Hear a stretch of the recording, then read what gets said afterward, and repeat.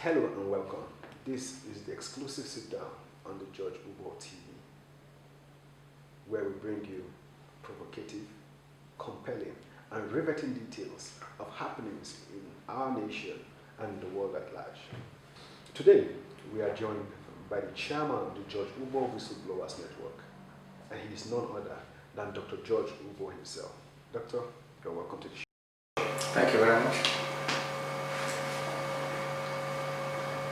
Today is Tuesday, sir, which is like the eve to the big hearing that we've been hearing about.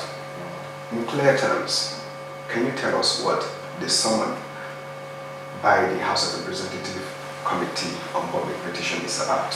Yes. There are two petitions. I'm to appear at the same time to defend both. One has to do with over 25 billion US dollars that MTN bankers, to which Stanbic IBTC Bank and Standard Chartered Bank, along with some CBN officials in a collusive manner, deprived Nigeria over 25 billion US dollars through issuances of irregular certificates of capital importation spanning from 2005 to 2015, 10 years. The second one has to do with over 10 billion US dollars that all companies evaded in taxes in collusion again with the former chairman of FRS, Babatunde Fowler, Emmanuel Aniko, tax controller at the FRS, and some others unknown. Again, in a collusive effort. So those are the two petitions I'm going to go defend tomorrow, Wednesday, December 9, 2020. Hearing figures like that, and for the government that prides itself in the war against corruption, agencies and government parastatals, they are supposed to be riled up by issues like that. Have you received any form of cooperation on any government quarters? Yes, to a certain degree. Armed with the report germane to the over $25 billion I mentioned regarding the MTN, CPN et al., I wrote a formal petition to or rather sent the report to the Whistleblowers office on April 29, 2019. I was really shocked to find out that the PAMSEC then, the person of Mohammed Dikwa, wrote a letter from the Ministry of Finance in the Whistleblowers Office and PICA to the Ministry of Justice, asking the Ministry of Justice to investigate my information, the report, of course mentioning my name, so putting me in that in the matter squarely. So the locus is there now. So I have to commend Mohammed Dikwa, the former PAMSEC, for mustering the courage to write that letter in the most patriotic manner you can imagine, because it's really an interagency thing. One agency asking another agency to do the needful. Unfortunately, I've not heard anything from the Ministry of Justice on this. I'm not trying to indict anybody, but I feel over 1 year, going to 2 years now, is enough time to get back to the petition. Because the essence of blowing the whistle, again, is to keep you apprised on the goings on the information you furnish. So to answer your question, former PAMSEC Mohammed Dikwa did a great job in bringing this to before.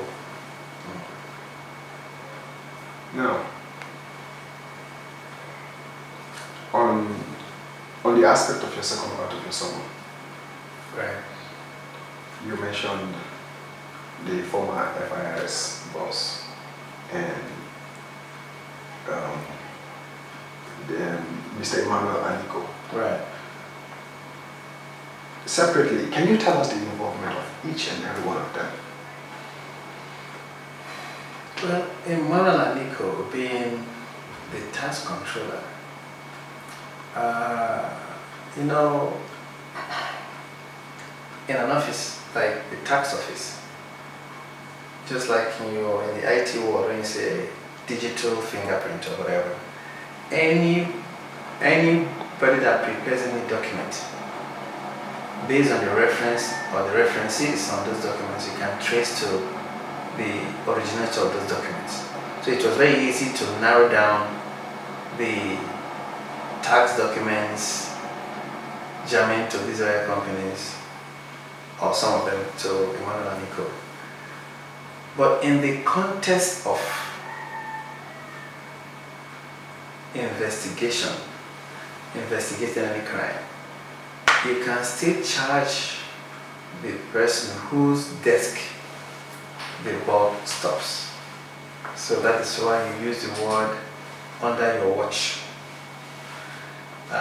Because Fowler was the FRS chairman when these shenanigans went down. So you can still put his name and say that these things happen under your watch.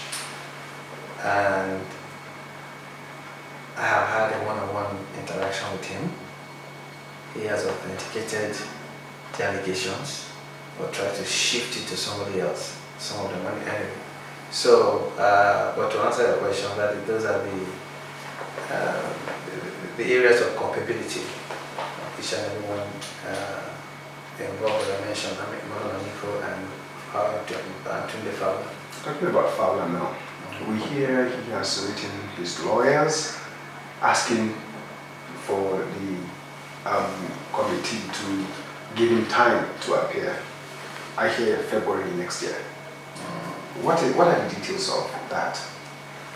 Well, you know, it's reminiscence of what happened in 2015 when I went to the Senate against EFCC vis-a-vis Lamode. When I went to defend my allegations, and Lamode wrote a letter that he couldn't make it. Only in that instance, he was, if I recall, he was asking the Senate to give him time. He never mentioned time that he could come. When time was given to him, he still didn't make it. Instead, he sent Festus Keyamo to try to put up one frivolous argument about them not having power to invite him or summon him or whatnot, which of course led to the National Assembly issuing a warrant for his arrest and declaring him wanted. So back to the current situation. Yes, he's asking for, blanketly, February date. I am the petitioner. I am not a committee member, neither am I the chairman. But I believe the equitable thing to do, considering the exigent nature of this issue and the amount of money involved and all that, I think the equitable thing to do is for the committee to look at, one, the reason he's giving. If the reason is excusable, not only do you bring up reason, you bring up excusable reason. From what I hear, from what I've heard,